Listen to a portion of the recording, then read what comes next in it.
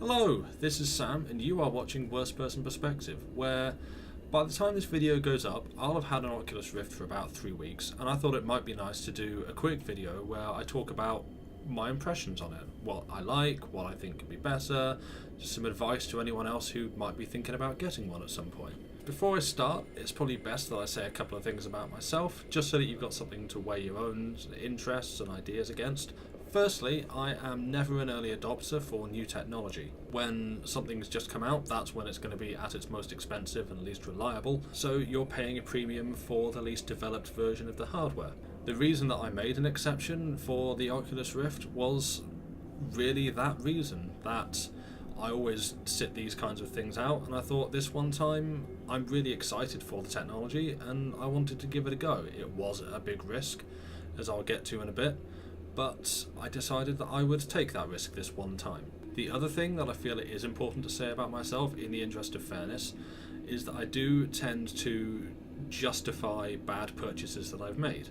Case in point, as a child, I bought Rise of the Robots for £40, which even now is a lot of money to spend on a game, and back then was the ransom of many kings. And I convinced myself that it was a good game, when it famously is not. So I will admit that I do have a tendency to stick up for things that maybe don't necessarily deserve it or need it. So I suppose bear that in mind, but at the same time I'm aware that I do that, and I don't think I'm doing that with this. Lastly, before I first put this specific headset on, I'd never tried VR. I'd never tried any of the dev kits, never tried a Vive, nor Google Cardboard or the Gear VR. Probably the closest I ever got was one time playing a video on my phone and holding it up close to my face. Didn't work, obviously. This is all entirely new to me, which again I suppose was quite a big and potentially foolish risk. So my first impression when I got it and put it on and was sat in home was that it works. And that itself is quite a simple phrase. It doesn't sound that impressive. Obviously you want it to work, but it is, to me, something fundamentally important. Like, you don't want to put it on and think, oh yeah, this is nice. It's, you put on the headset and you're somewhere else. And right now I'm on the surface of a planet. There's my spaceship, there's my SRV parked over there, there's a gas giant in the background with its rings. And it is... And to me, that is, it's fundamental, but it's also a tremendously significant point. Like, that's... Who is flying overhead? I'm taking the excuse to look around.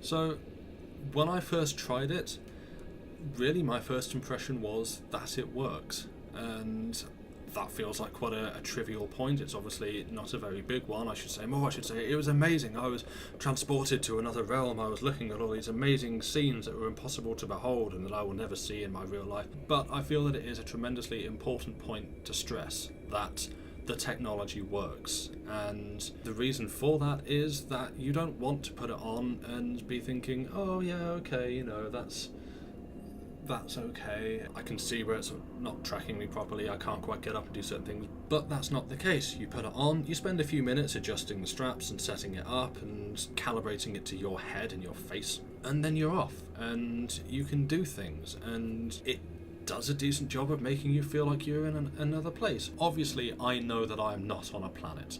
I know that I am sat in my room talking to a camera in front of a computer. There's a bit of a gap at the bottom of the goggles where I can see my hands, I can see down, I can see a couple of things that's going on down here. It's not always obvious, but if I look for it, I know that it's there.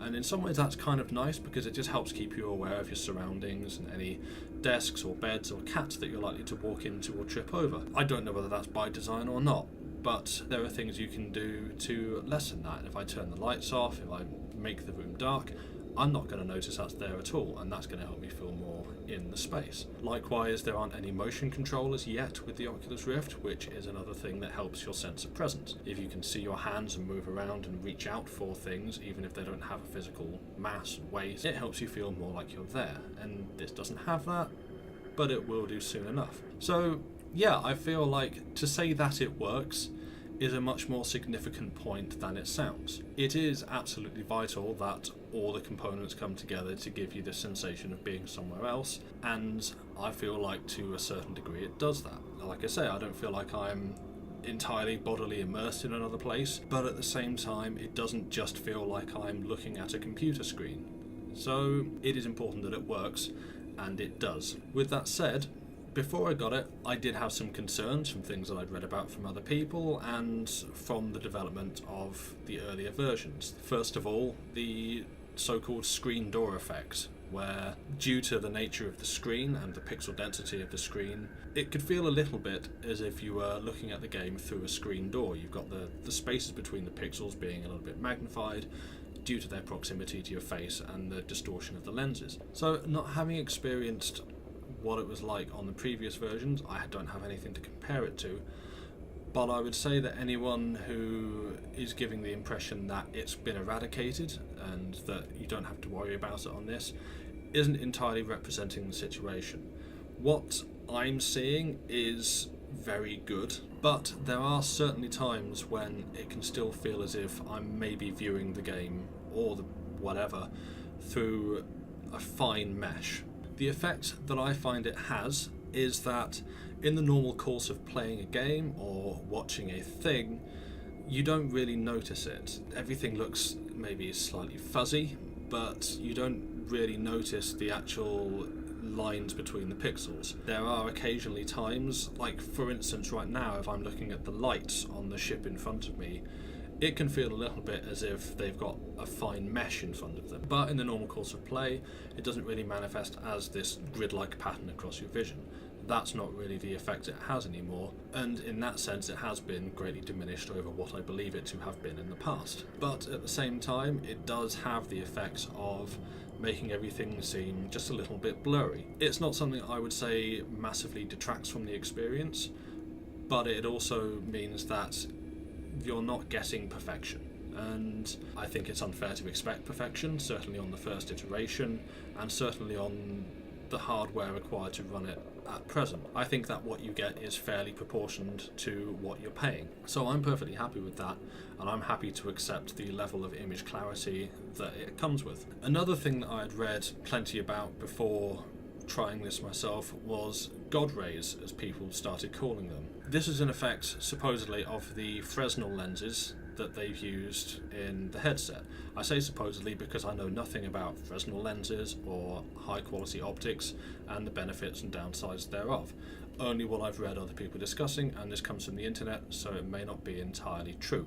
I understand that they are very good for what they do and for what they are intended, but in this particular environment they have the side effect of causing beams of light to come off high contrast areas, where there are, again looking at the lights on the ship or on the SRV down there, they have a glow to them that comes off, and it feels like a sort of a volumetric 3D light that's sort of creeping off that, which again in the course of normal play you might notice it initially and it'll soon fade into the background. You'll filter it out and you'll just go on doing what you do. However, it can also have the effect of making you feel like maybe the lenses are dirty and need a bit of a clean, which can be a little bit distracting or concerning even for something that you've just spent 500 or more pounds on.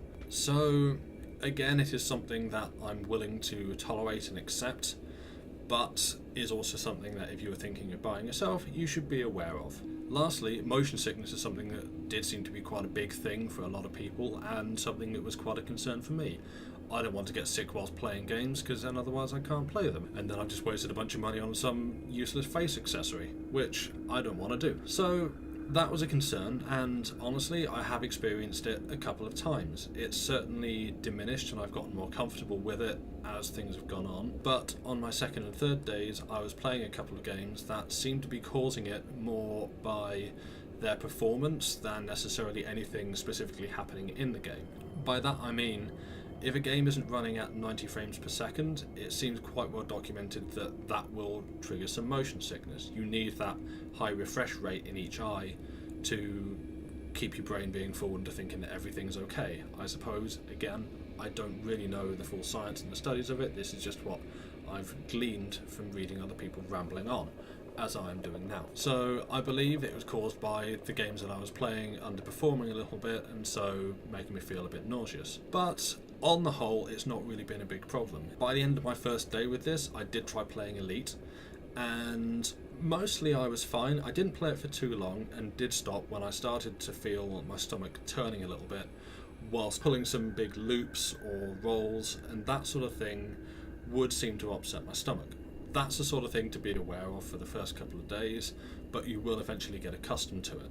So ultimately, I don't really have a conclusion for this beyond trying to give you some information to consider what's good for you. And it's probably the same information that's out there, but hopefully in coming from me, you've found something else there that you like. It is an expensive piece of hardware, and so is the computer required to run it.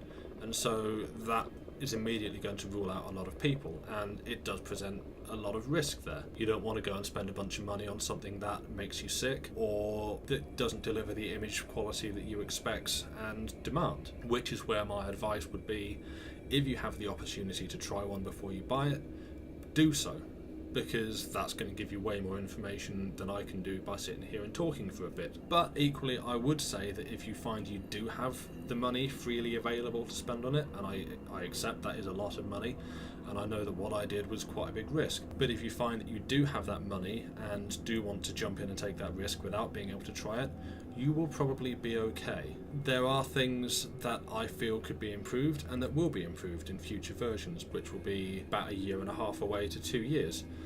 If you want to wait that long, by all means go ahead. Again, it's a lot of money. But I don't regret my purchase. I've been thoroughly impressed by the technology and continue to be so, and look forward to more things that will be coming out. There is a shortage of deep games, I would say, available at the moment, but there are still things like Elite or Project Cars, which are games that I feel, due to the more sort of expansive or simulated nature of them, give you a lot to come back to and keep going at. So in that regard, I find there is a good core of games to play, and then a bunch of other fun things around it that you can do and pick up and put down when you get bored of them. So ultimately, I feel that if you are someone who, like me, is easily impressed by visual whiz-bangs, by things that look cool and feel cool, and you have the money to spend on this, you won't regret going ahead with it. If, however, you're someone who wants to be a bit more cautious and you're saving money, and seriously, again, I can't stress, it's a lot of money. There is absolutely nothing wrong with taking a cautious approach. If you do want to buy into it still, but with that cautious attitude, try it first and see if you like it. Even if you don't, if you want to wait, that's fine. Do please wait, because it's only going to get better in the future. I think that's everything that I wanted to say in this. If there are any questions that you have, I will be more than happy to answer them in the comments below, or if it warrants another video, you bet I would do that too.